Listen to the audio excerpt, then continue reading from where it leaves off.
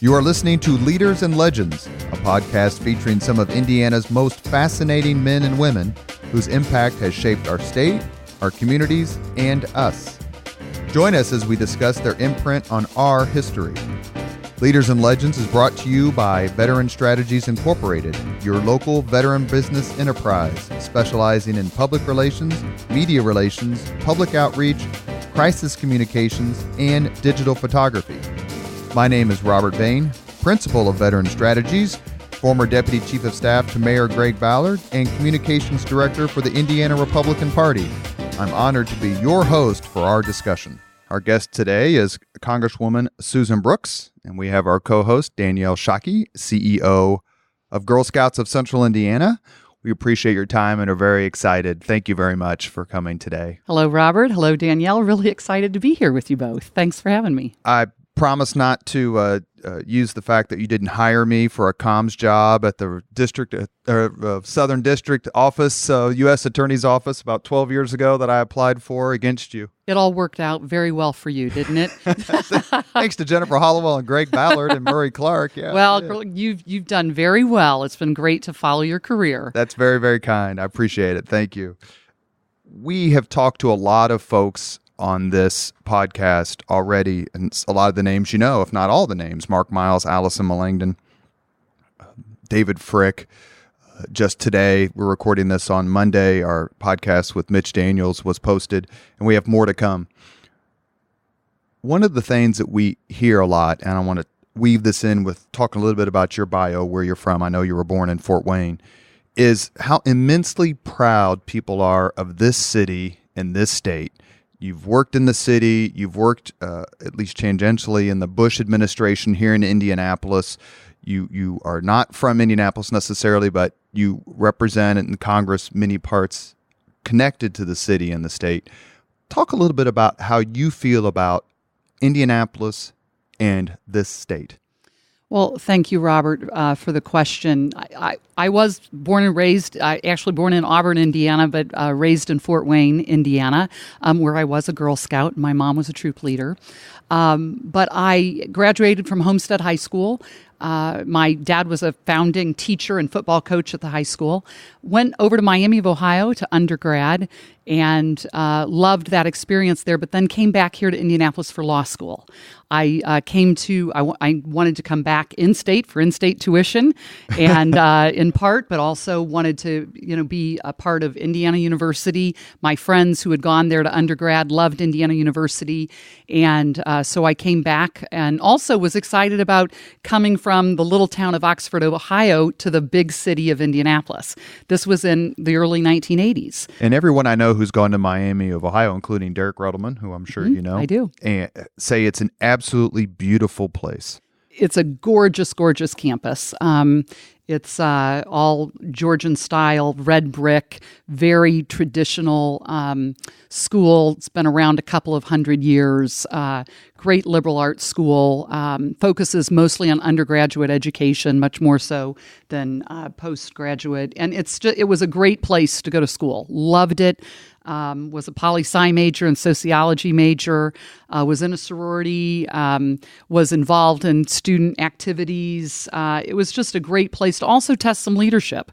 I was involved in student government and was president of my dorm and, just got involved, tested my leadership, quite frankly, in college. That's kind of where I had really not done anything, I would say, really leadership related in high school. And so did that in college and loved it. But then came back to Indy to go to law school for 3 years, focused, law school's tough, especially that first year, and but focused for those 3 years and loved the city of Indianapolis, fell in love with the city, loved the Broad Ripple area, loved downtown. A renaissance in many ways was going on in the city of Indianapolis in the 80s. I graduated in 1985. And it was just a very dynamic place to be. And so I got a job here in Indianapolis right out of law school and was at that law firm for 13 years, married my husband in 1986. And actually, we got married up at St. Matthew's Catholic Church, but then we had our wedding reception down at the IRT in the lobby there at the Indiana Repertory Theater. And our guests stayed in this hotel where we're sitting here talking at the Crowne Plaza Hotel. And it's one of our sponsors, the Crowne Plaza at Union Station. Thank you, Jim Dora Jr., for letting us to talk to the Congresswoman here. It's a beautiful facility. It was the wonderful brand new hotel. And so our guests, stayed in the train cars in the brand new hotel rooms and loved it. And so we had a downtown wedding, essentially. It was great fun. Well, I'm not going to miss my cue because you mentioned leadership. And before that, you mentioned being in the Girl Scouts. So Danielle? So, and then you also mentioned a sorority. So I'm just curious if there has been an affinity or maybe something you've learned uniquely different when you've had those opportunities in all-girl environments versus obviously in locations where you've been a leader in dual-gender environments. Well, I had a great, Girl Scout experience and really that was the first time I went away to camp. Went to Camp Logan a few summers. I mean, it was kind of my first time away from home. And so you grow up as a little girl, you mature a bit when you go off to camp. And I really enjoyed the experience. It was great that my mom was, the leader. And then I was really proud much later on when my daughter wanted to be in Girl Scouts when she was in elementary school at St. Monica. And so I have always very, very much enjoyed my relationships and building relationships with girls and women and girlfriends. So I became in college, I joined the sorority Alpha Omicron Pi, and my sophomore year in college ended up being the president of my sorority my senior year in college. But again, you're leading like 100+ girls, trying to get them to all agree, whether it's on social events, whether it's academic achievements, whether it is sports or other things we might be participating in. It was a great opportunity to be a part of that. Then later on in life, I actually became very active in the Junior League of Indianapolis. Again, a volunteer, a women's organization that's all about promoting Indianapolis and volunteerism in Indianapolis. And those are some of my very best friends now, are the relationships I made and the leadership opportunities that I pursued or were given the opportunity to pursue because of, that focus and I think that level of friendship and that level of support that girls and young women provide each other. So I have loved it. It's been a big part of actually my whole life. So now that so much has been said about, you're leaving behind in DC a much more diverse party than when you found it, and in part because of some of the recruitment efforts that you've been a part of to get more women involved, more women to run. Talk about what that feels like, what that looks like for you in the future as you're stepping kind of away from the front lines. Mm-hmm. But how do you see yourself potentially still helping more and more women and girls pursue potentially interests in political life? Well, when I ran for office for the first time in 2012, I actually did not step up to run because I was a woman or thought I had a leg up because I was a woman. And I didn't fully appreciate until I started running that Indiana hadn't sent a Republican woman to Congress in 50 years. And in fact, we had only had one, a woman named Cecil Hardin, who represented Western Indiana. She was from the Crawfordsville area, Putnam County, I believe. And Jackie Walorski and I came in at the same time in 2012. Now, we have, on the Republican side, we had as many as 23 women. We then lost quite a few in this last election cycle, but I was then asked during this cycle to step up and to lead recruitment. And I'm really proud to say that as of right now, almost half of all of the candidates who have come forward to talk to what's called the National Republican Congressional Committee, almost half of them are women. And now that doesn't mean they're all going to file, doesn't mean they're all going to run, but I'm thrilled that almost half of all of the potential recruits are women. And they are incredibly diverse women from all different backgrounds, and they're all ages. They're from, younger women in their 20s to, grandmothers in their 70s. I mean, we're talking to all sorts of women who come with an interest in serving their country and in serving their state and community. And, so we just have those very frank discussions with them about what it takes. So I plan on doing a lot more coaching, kind of going back to what my dad was. My dad was a coach. My mom, in some ways, as a Girl Scout leader, was a coach. And so I think it's time for me at this point in my life to become more of a coach, more of a mentor, more, by virtue of the role I've had, you're obviously a role model in some ways, but now I want to be even more active, coaching, encouraging. And I'll tell you, nothing makes me more happy these days than when two women that I've worked with in the last many years just have gone to the State House. Darlene Sherman, who an incredible woman who's always been behind the scenes helping candidates, is a new state representative in Indiana, representing the south side of Indy in Johnson County. And now another woman that I've worked with, Ann Vermillion from Grant County, someone that I have known by virtue of this role. She really took on the opioid epidemic up in Grant County, and I've known her for a number of years and really encouraged her to run, and she's going to take Kevin Mahan's place up in the State House. That is giving me such joy and satisfaction that I know I can still make a difference, and will always try and look for women and girls, to encourage them to run. So recently, you've been on a special committee to modernize Congress. Mm-hmm. And looking at that language associated with that regarding probably just workplace climate and salary and benefits and all the things that come with wanting to take on a role like this. Did any part of that have anything to do with wanting to recruit more women and making it more attractive, or was it really about for everyone and modernizing Congress? Well, I would say actually for that particular assignment, it's a bipartisan committee. And in order for any of our recommendations to move forward, I think three-fourths of us have to agree to it. And so far, we've had unanimous recommendations on whether it's modernizing the technology that we use. We're looking at the benefits. We're looking at how do we recruit and retain talent on Capitol Hill. We are looking at the quality of life, but we're also looking at how we're interacting with our constituents. How can we do a better job being more transparent with what goes on in Congress? There's so much that technology can do that we know we can do a far better job. But I will tell you, I think the most important piece that we're looking at is how do we improve civility in our discourse in the public sphere. And we need to do a better job with respect to civility in Congress. And we've spent, and I'm on a civility subcommittee that I'm really pleased about. And we've just got to get that piece figured out, because as leaders in the country, we've got to do better and set the tone. And those are the types of things. So I would say that assignment's more about the institution. It's more about making sure that the House of Representatives going forward is a stronger, more effective body than it's been. That's great. Men and women together. And of course, I think we absolutely need more women. We've got an unprecedented number of women in Congress right now, but we need to do a far better job on the Republican side of the aisle. You mentioned earlier about practicing law and being in Indianapolis. You worked for one of the most innovative leaders in the history of the state, not just the city, and that's Mayor Stephen Goldsmith. As deputy mayor, how did you get recruited? And B, kind of why was that position attractive to you?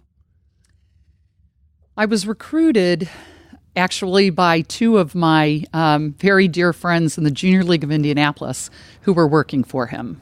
Ann Shane was his chief of staff, or was his outgoing chief of staff, and Deb Norman was his director of parks at the time.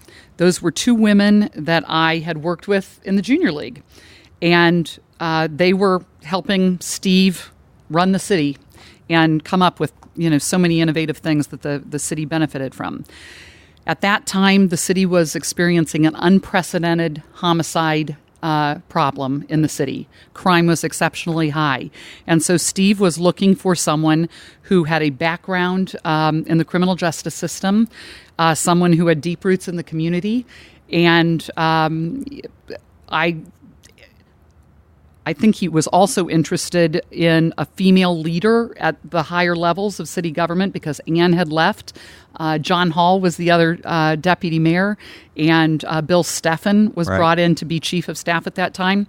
And so Steve called me truly somewhat out of the blue at the suggestion of Ann and Debs. I visited with him. I had been a criminal defense attorney for 13 years. So I had practiced in the courts, both in the juvenile court and in the adult superior courts.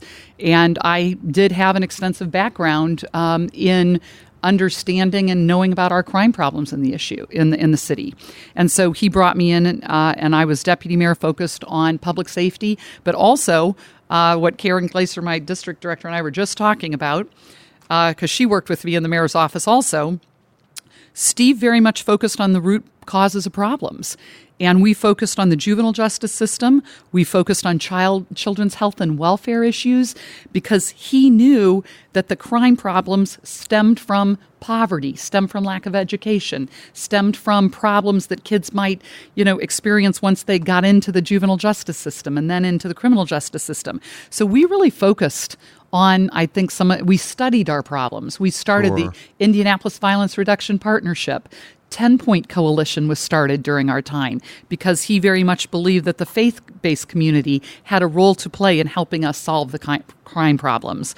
Partnering with law enforcement. That was all started when we were there. And I'm really proud of the innovative, solutions that he brought over time. It took a while, but during Mayor Ballard's time, I was one of those people who really celebrated when homicides went lower than 100. That's right. I remember that. Okay. Now it took a while. These problems don't solve themselves overnight. They're very difficult problems and complex. And I remember being so excited when we finally were in double digits. It's very sad to see that crime again is at as high of levels as it is. But it's not just the police department's problem to solve. Neighborhoods, schools, business leaders, neighbors, as faith leaders, we all, and the police department, all have to work together, to really try and turn the tide on crime. You're listening to Leaders and Legends, a podcast presented by Veteran Strategies, a local veteran public relations enterprise, and sponsored by Girl Scouts of Central Indiana, the Crowne Plaza at Union Station, and MacAllister Machinery, your friendly neighborhood Caterpillar dealer. You joined the moment that you stepped foot on the 25th floor of the City County building, the ranks of people like Jim Morris, Mitch Daniels, Joe Slash, David Frick. The list goes on of people who worked in the mayor's office. And it's almost, that's not fair. It's universally discussed among all of us who have worked in a mayor's office what a blast it is. It's so much fun. There's so much impact. You can make such a tremendous difference just by saying, Mayor, take a look at this real quick. What was that like? And do you feel, as these other people whose names I've mentioned, and Ann Shane and Joe Loftus, and the list goes on, John Krause, folks, do you feel the same sort of pride and like, wow, that was a good time. I'm glad I decided to go up there. Not only do I feel that incredible pride that you're talking about, Robert, and I love that you experienced that as well, as did Karen, who's sitting here as well. When I visit with young people, and particularly young girls, I talk to a lot of, young women of all ages about my, career in public service. I always say, yes, you're looking and listening to me as a member of Congress. I didn't start here. I started in a mayor's office. And I loved my experience in a mayor's office. And I encourage young people to always think about going and helping in their local mayor's office or at their local county commissioner's office, or to start at that very grassroots local government level, or encourage them to run for council, city council. I said, that's where you can really make a difference faster than you can in Congress. You can see results more tangibly than you often can see in Congress. And you're really helping helping your neighbors with their everyday problems.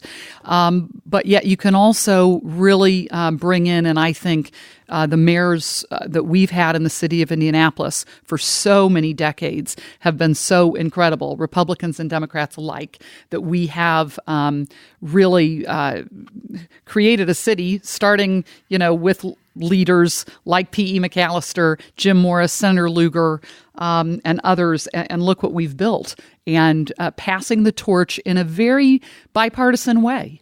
We know that when you shut down the lights, and I turned the lights off, so to speak, not really. I was there from 1999 to 2000, the Y2K, when we were all worried about were planes going to fall out of the sky, were the street lights going to work. I remember that night, the Y2K, finding Chief Zunk and Assistant Chief Mike Spears out on the streets of Indianapolis downtown, and we were high-fiving at about 1 a.m. From IPD, yes. Because things were all working, and everyone was so pleased. But does everyone remember that time? And the other thing that happens is that when you look at the folks who are, I'm not going to say running the city, that's not fair, but who are either running large or prominent organizations or have prominent positions in large organizations, whether it's Michael Connor at Lilly, who worked for Bart Peterson, Melina Kennedy at Cummins,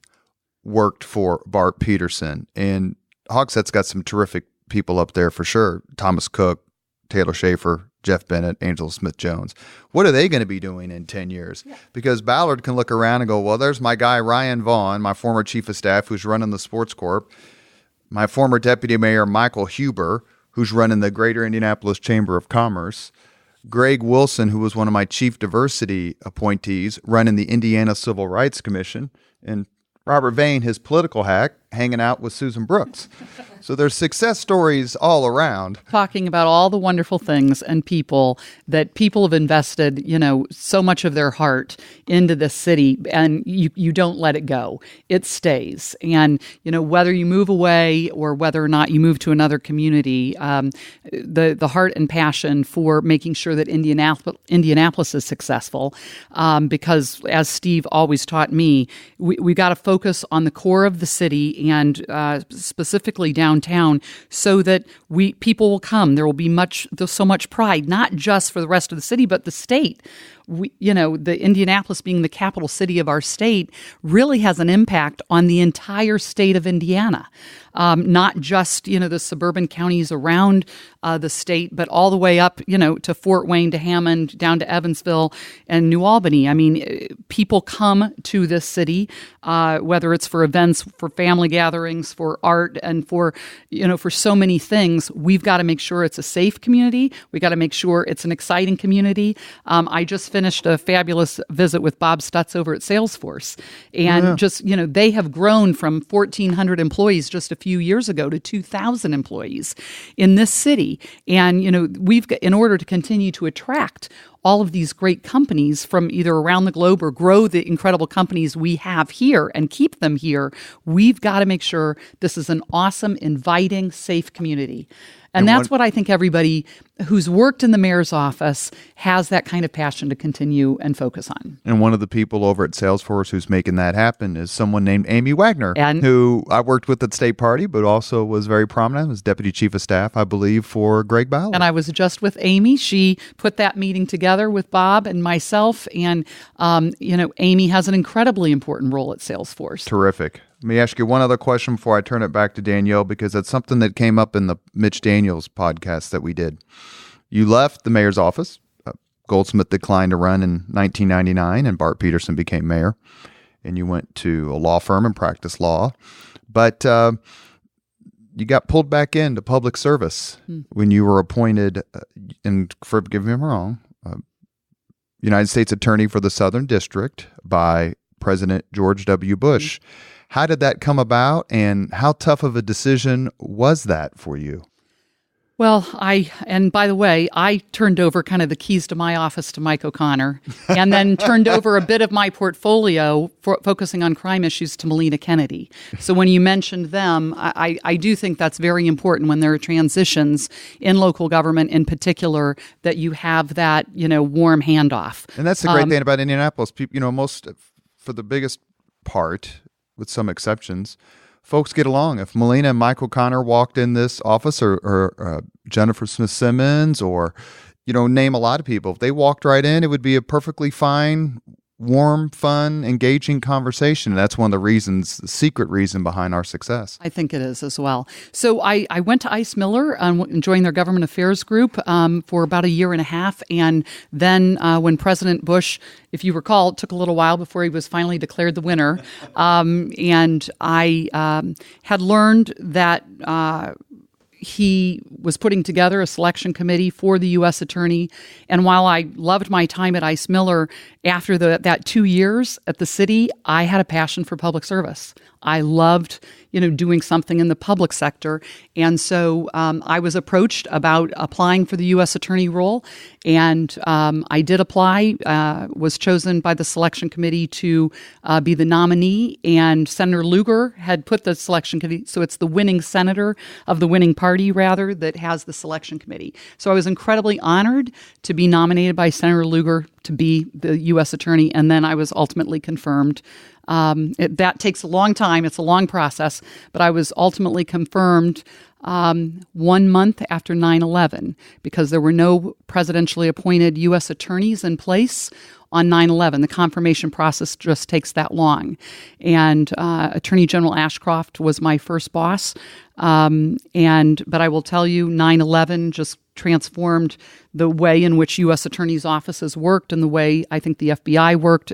Our mission became not only, protecting life and liberty of the country and the rule of law of the country, but it was very much about protecting our country against terrorism, not something most of us had really contemplated until 9/11 happened. Now, you maybe had as a member of the military, but in law enforcement, we hadn't really viewed that as our number one job, had been fighting crime. But now it was about protection. It was finding the terrorists and protecting, our country against terrorism. Did you happen to know any previous U.S. attorneys for the Southern District, and perhaps she may have been helpful? Well, there are so many, but honestly, Deborah Daniels, was an incredibly powerful mentor. I got to know Deb very well when I worked for Steve Goldsmith. She had worked for Steve.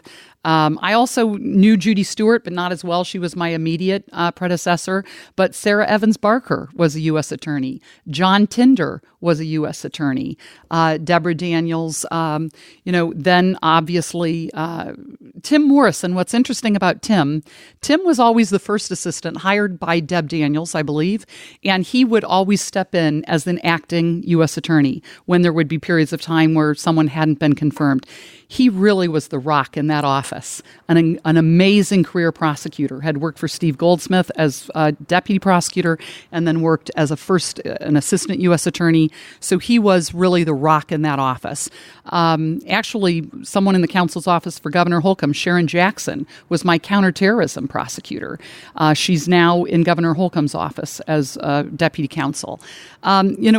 And I'm very proud of Josh Minkler, the current U.S. attorney. He was one of my top drug prosecutors during that time.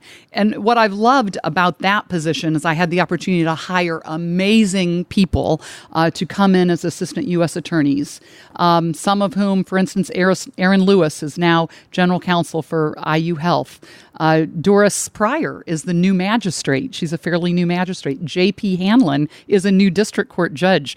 All these young people Cynthia Ridgway, who I hired, is leaving and going to Anthem. I mean, just amazing young people that I had the opportunity to hire and who are now, I love that, watching them go out and, just do amazing things in our community. And there's another fellow who used to be... I'm forgetting people. Well, there's another fellow who used to have your job, and he has another job. So did Joe Hogsett. Did Joe Hogsett ever call you and yes. go, oh, no, what he in absolutely. No, Joe absolutely called me. He just came much later than I did. I left to go to Ivy Tech, to be general counsel of Ivy Tech, and I left in 2007.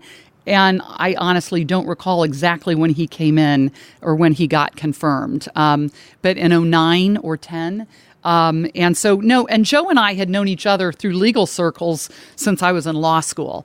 And so, no, he absolutely, we talked a couple of times about what the job was, what was going on in the office at the time that I left, what kind of work. It's a civil, you're overseeing civil lawyers that handle civil cases as well as lawyers that handle criminal cases.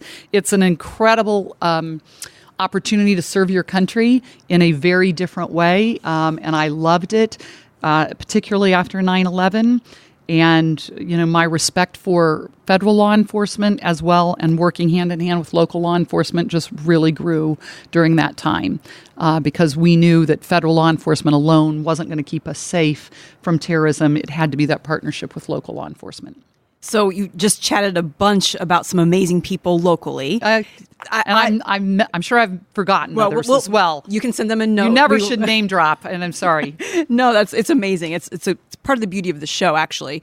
But I do wonder, and when you're in D.C. and probably traveling the country, how do you help people understand that we're not a flyover state? What do you say that really tries to help them understand that Indianapolis, that this is a great place to live and work? Well, one of the really amazing things as a member of Congress is we often take congressional trips around the globe, different places in the world, to whether it is to be ambassadors for our country, or whether it is to learn about innovations and things happening in other countries and what kind of solutions we can bring back to our country. I always appreciate Indiana IEDC. We always call them before I travel to a country to find out which companies or businesses are from that country doing business in Indiana, or which companies or Hoosier companies are doing business in that country, so that if I'm meeting with a member of a parliament, or if I'm meeting with a business leader in another country, I can always name drop an Indiana company. So, for instance, when Larry Bouchon and I had the opportunity to travel to Japan, we were the most popular members of that congressional delegation because of the incredible ties that Indiana has, starting back with Governor Orr bringing Toyota to Indiana. And suddenly, when we said we were from Indiana, the Japanese people loved us just by virtue of us being from Indiana, because so many incredible ties we have here to various countries. And so the amount of foreign investment in Indiana is something that I very much promote and celebrate and talk about.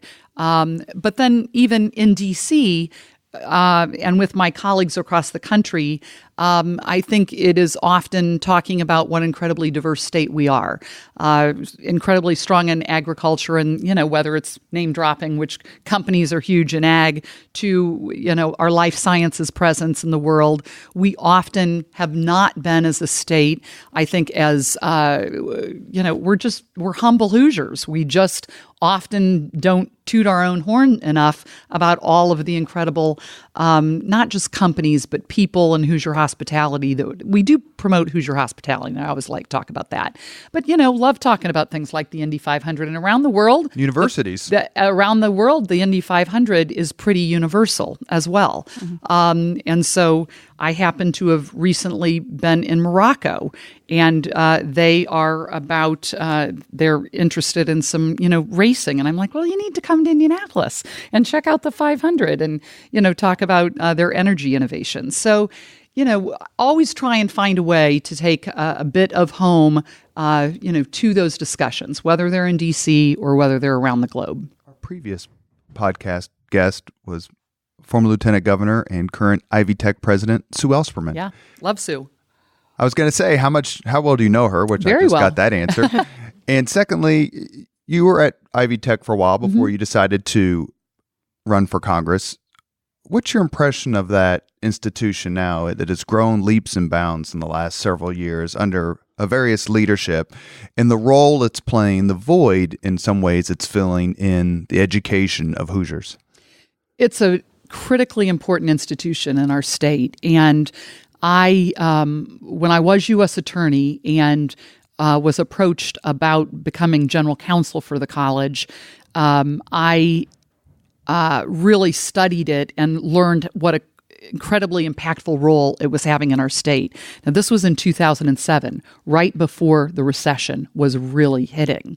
So I was there, and under President Tom Snyder's leadership, he came from industry, came from the auto industry to lead that organization, which massively ballooned in our enrollment size because so many adults got laid off, from our heavy manufacturing base in the state. And so many of the people did not have the skills they needed to get back into that workforce. So I was there at a critically important time when we grew like crazy.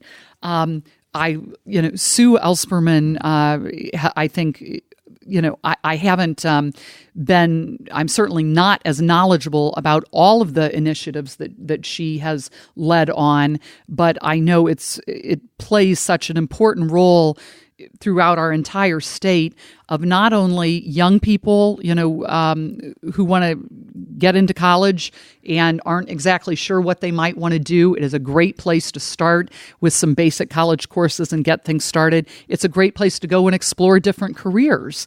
They have an incredibly important and impactful program with the construction trades, with the building trades, and we absolutely need a lot more people, particularly young women, to think about going into the trades or to think about what would be more non-traditional career paths. And I think Ivy Tech or those people who have lost their jobs and are trying to retool and get new skills, whether it's IT skills or whether they maybe have decided, I want to go into nursing. I always wanted to do that. Or I want to, become a teacher. These are great places to, I think, do that at a very affordable price. And what I also love that Ivy Tech focuses on is they focus on young people who maybe, or not young people, people of all ages who didn't finish high school, come back and get that degree and keep going in your career. People coming out of prison, they, have incredible work working with, people coming out of prison. They've always had an extensive program reaching out to veterans. They have veteran service officers they work with veteran service officers and have in each campus a person that understands veterans benefits and how to plug those in. There are so many good things that Ivy Tech does. And so I hope the community and the business community in particular really support them. And I think Sue is a great leader to combine that business background, the state government background, local government background with the students. I think she's doing a really nice job. I'm proud of her. You are listening to Leaders and Legends, a podcast presented by Veteran Strategies, a local veteran public relations enterprise and sponsored by Girl Scouts of Central Indiana, the Crowne Plaza at Union Station, and MacAllister Machinery, your friendly neighborhood Caterpillar dealer. So you're at Ivy Tech, and you get pulled back in again for public service. Being in Congress is no day at the beach, I'm sure. But running for Congress, especially in a contested primary like the one you faced, is got to be even more difficult. Take us through a bit what it was like to decide to run, because there was a prohibitive favorite in your district. We named David McIntosh, who was a former congressman and ran for governor in 2000. It could not have been an easy decision. You made it anyway, and then you won. What was that like? It was truly a journey, and I got into, the toughest kind of election environment I think I could have gotten into because there were so many actually really good candidates in that race. David wasn't the only one. Dr. John McGough was in the race. Mayor Wayne Siebold was in the race. Initially, Congressman Burton was in the race. He then decided to retire. And then there were some others. There were some incredibly qualified, great people in that race. I was approached about running, and I will say, and we've learned this and it's been studied, more often than not, women need to be approached to run. And it's been studied, and I'm trying to change that and get women of all ages to realize they do have the background, and they do have a voice that's needed, and they should raise their hands without being asked to run. Although that wasn't me. It wasn't my idea. I'd love to say it was. It was a couple of guys in the Republican Party, Cam Savage and Jay Cahill, actually, who approached me about running. The 5th District the boundaries had changed. While I had an extensive background in Indianapolis, we had moved to Hamilton County. Hamilton County made up the largest part of the 5th District, population-wise, and they approached me about running. I loved what I was doing at Ivy Tech, and so it was a big decision to leave that job and to go. I went part-time for a while there before ultimately leaving.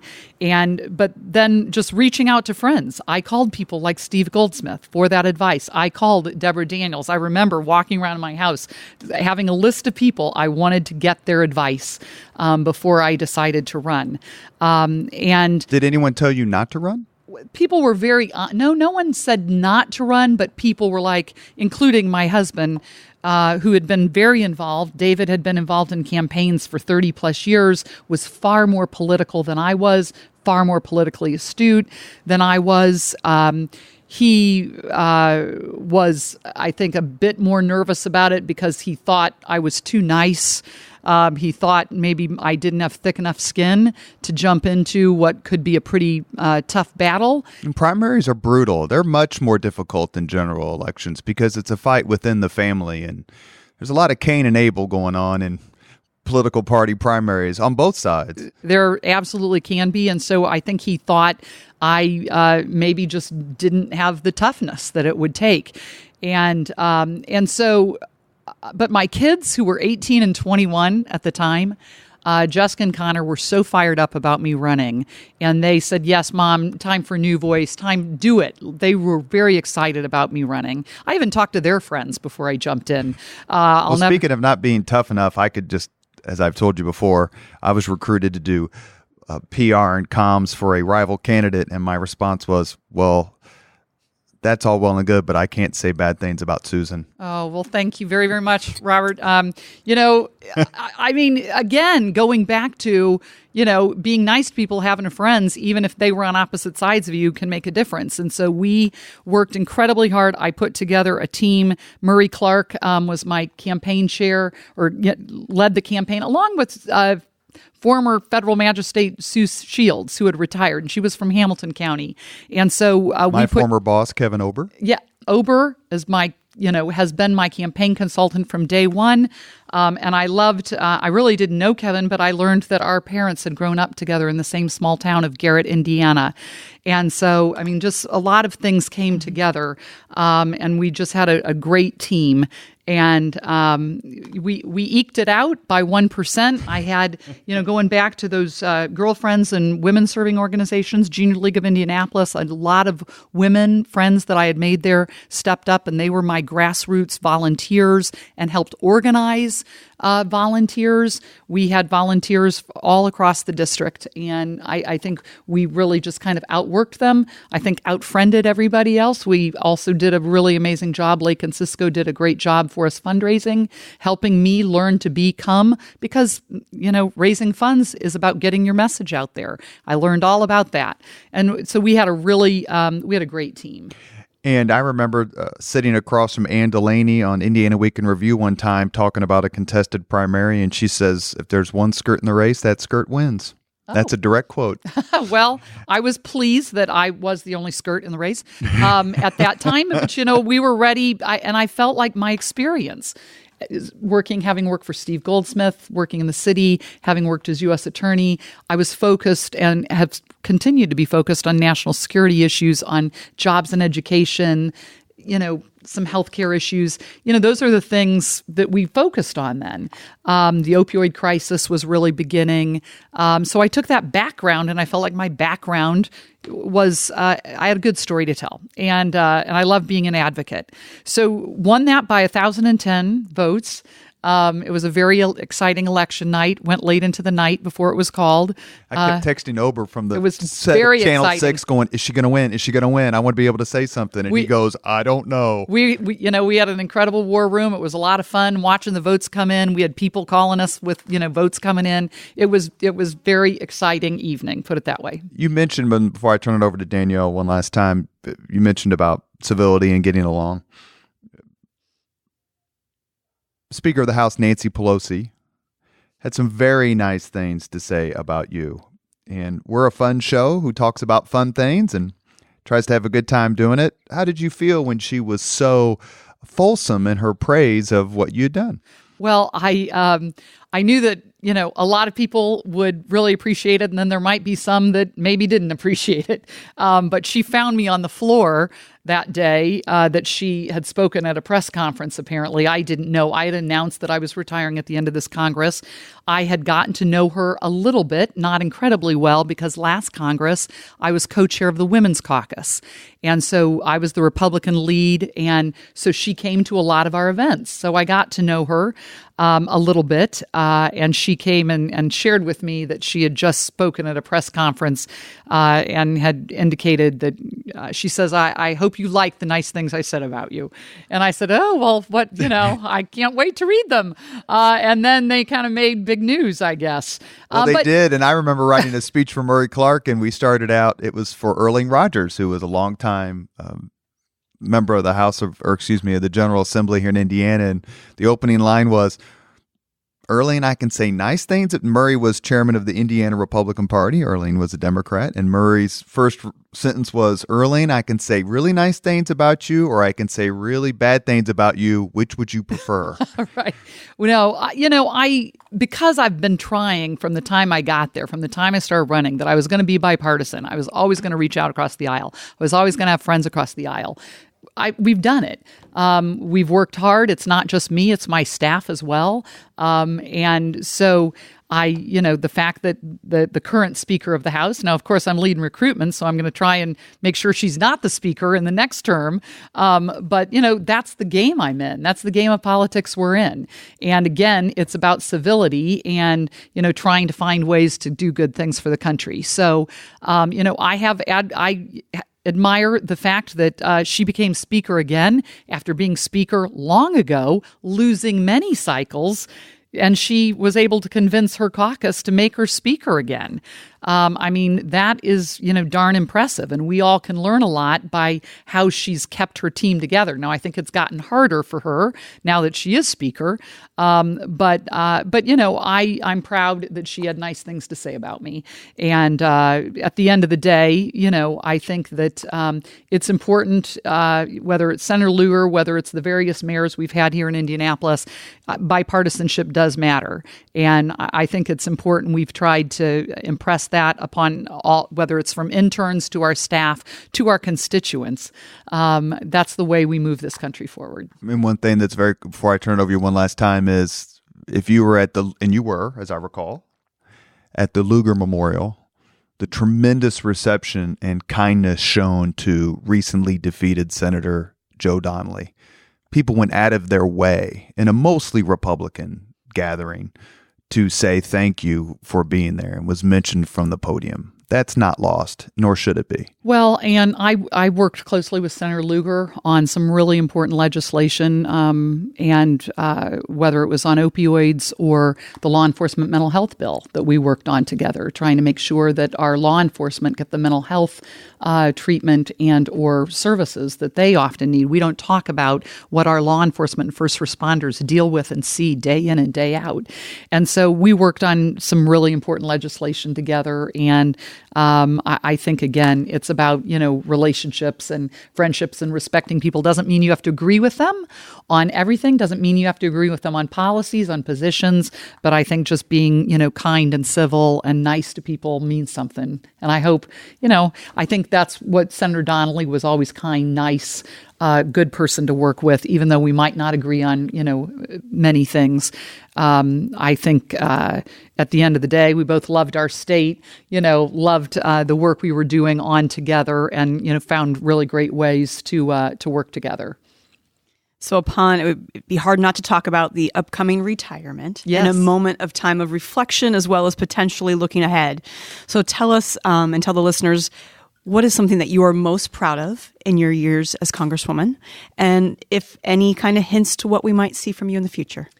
Well, when I talk about what I'm most proud of, I think it really has to do with the manner in which my office and we have tried to conduct ourselves in a very difficult environment.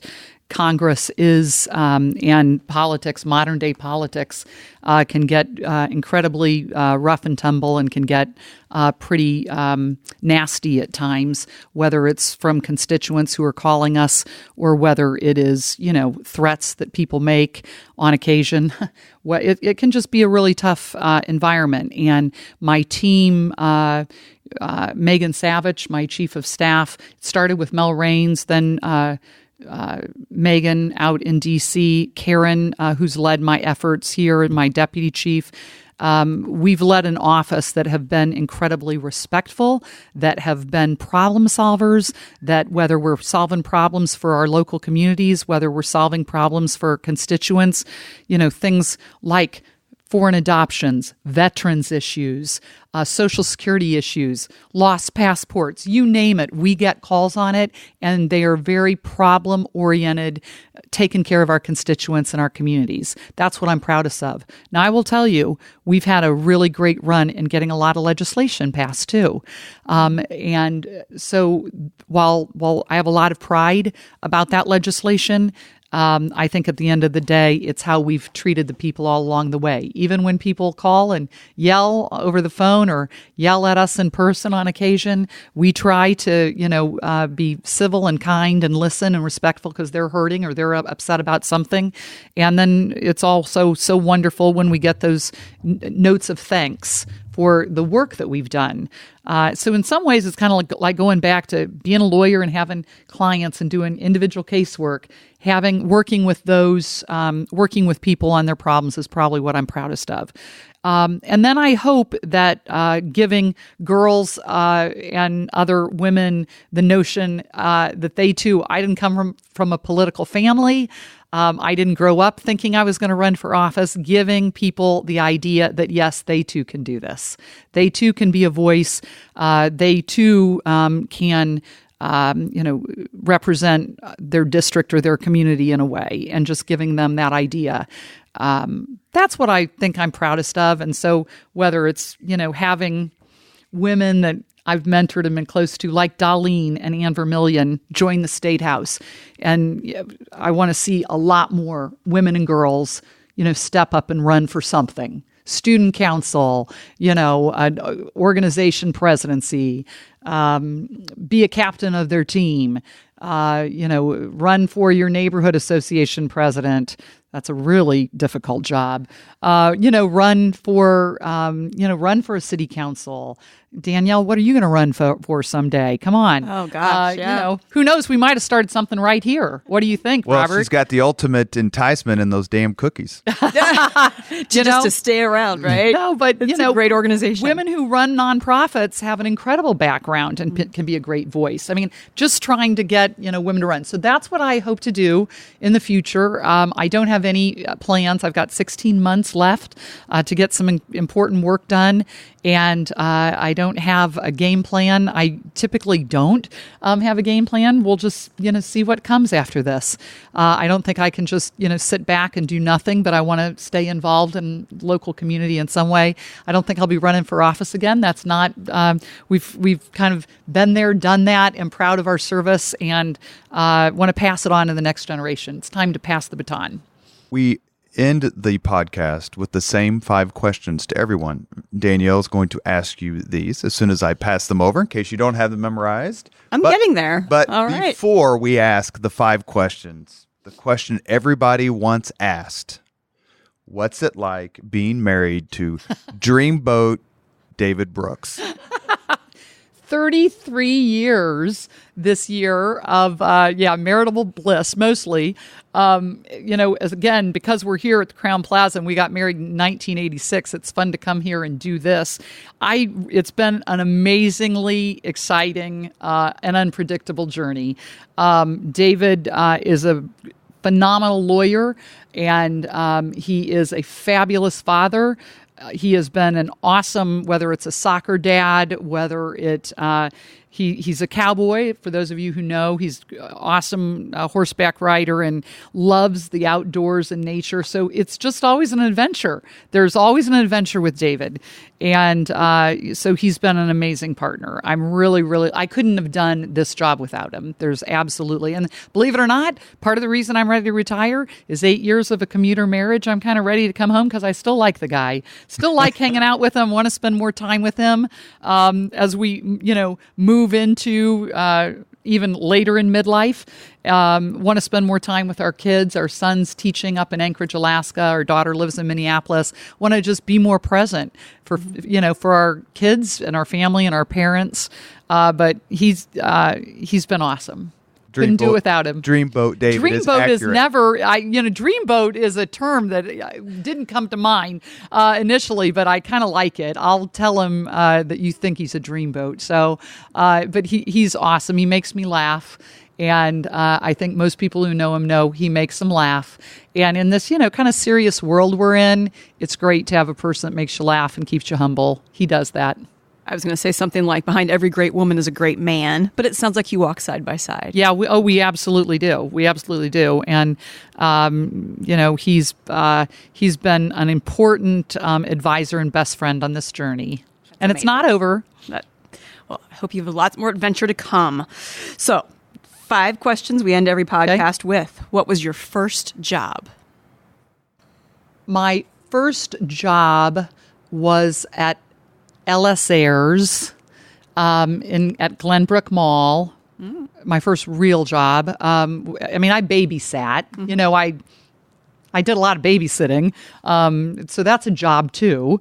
But I think my first real job was at Ellis Ayres, and it was in the customer service department where people with their credit card problems would come, or we also did gift wrap or layaway. Anyone remember layaway?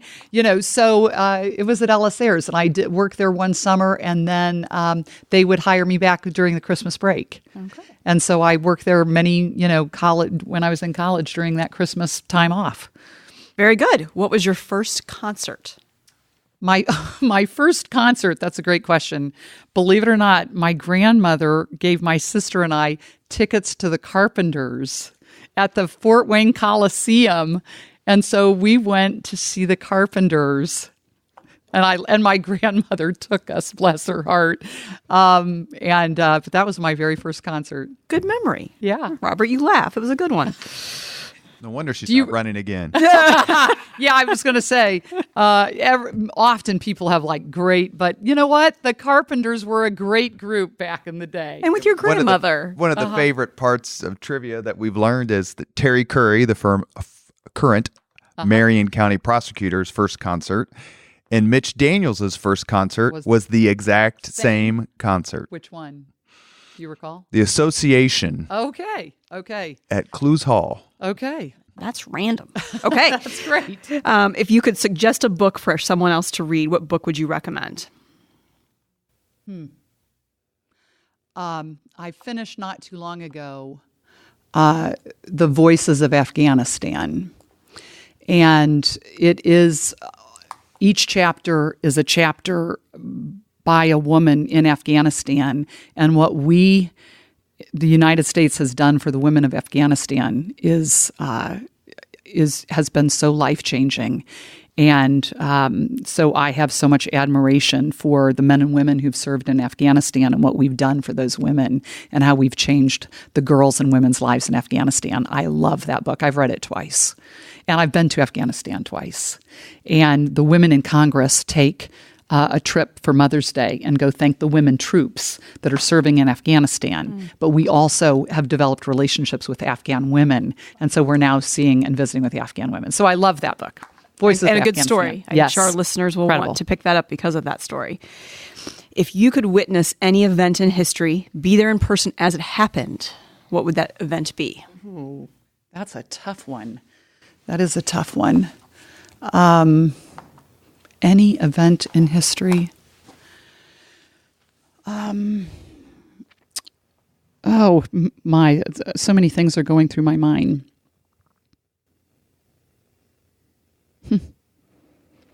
Probably Abraham Lincoln and Emancipation Proclamation, and times when Abraham Lincoln gave his most important speeches, I think not only changed our country, but changed the world.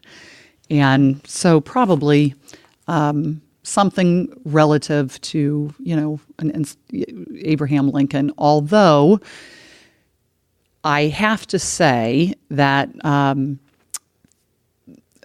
I would have loved to have met and or been in the presence and heard speeches from Margaret Thatcher. Those are some tough, amazing people. And Margaret Thatcher, I think, was one of the strongest women in our lifetime, and would have loved to have, heard her speak.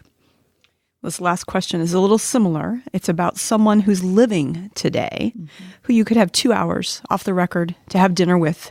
Who would that be? Boy, I wish you had given me these ahead of time. Only Mitch Daniels got ahead of a time. Oh, I think my office asked. Why didn't? Yeah, and I said we end with the same 5 questions. who would I love to have 2 hours with to talk with? I have and continue to have tremendous admiration for the president I served for, or served under President George W. Bush. He served at a time in our country that was incredibly difficult, yet he united our country after 9/11. So I'd love to have dinner with President Bush. And I've met him a couple of occasions, but never, had time. Would love to sit at the ranch, sit at his ranch with he and Laura, but really just talk with him about that time and how he led our country, which I have so much admiration for. Thank you, Danielle, for co-hosting today. Wonderful as always. And thank you, Congresswoman Susan Brooks. You have always been so incredibly kind to me. And I don't know that I am aware of anyone else in politics, at least from our side, the Republican side, who is more universally liked, admired, looked up to. And we cannot thank you enough for your multiple journeys in public service. And congratulations on being undefeated in politics, and enjoy your retirement with David and your family. Thank you, Robert, and thank you, Danielle. It's been an honor to be here, and I so much admire that you're telling the story of Hoosiers and the manner in which they've led, and there are so many incredible Hoosiers that are coming behind us, like I said, ready to take up the baton and carry on. And so I just hope that they realize what an incredible city this is, what incredible people like you, Robert, and you, Danielle, who are here helping lead the city and, telling the story from the past, but you are the future. And so I look forward to cheering you on. Thanks. Thank you. Thank you. Thank you very much for listening to Leaders and Legends, brought to you by Veteran Strategies Incorporated. If you want to contact us about this program or our menu of public relations services, please send us an email at robert@veteranstrategies.com.